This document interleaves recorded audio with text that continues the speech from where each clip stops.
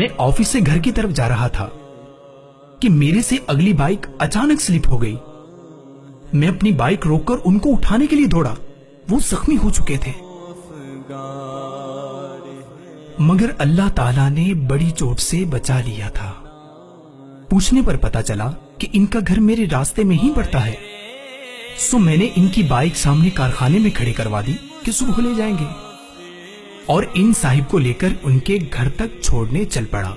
मगर घर से कुछ ही पहले मेन रोड पर उन्होंने बाइक रोकने का कहा। मैंने कहा मैं घर तक छोड़ देता हूँ, तो वो बोले यहाँ से घर के लिए खाना खरीदना है। दरअसल घर वालों की तबीयत ठीक नहीं है, बच्चे अभी तक भूखे होंगे। ये बात सुनकर मैं हैरान हो गया और सोचने लगा कि बाप भी क्या चीज है। अपने जख्म का कोई गम नहीं, मगर बच्चों और बच्चों की अम्मी का ख्याल है कि इनकी तबीयत ठीक नहीं है, वो अब तक भूखे होंगे।